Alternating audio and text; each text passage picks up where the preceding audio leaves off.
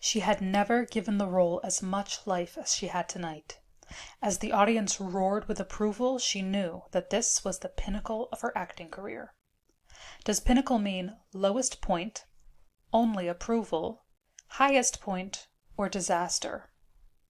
This sentence uses clues of information.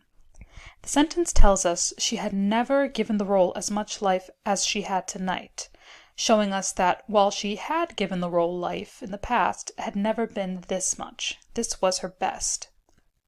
The audience roared with approval, showing us that whatever is happening here is a positive thing.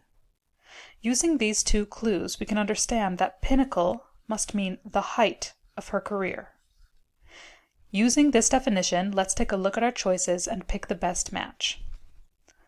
Lowest point is quite the opposite of what we're looking for and can be marked off.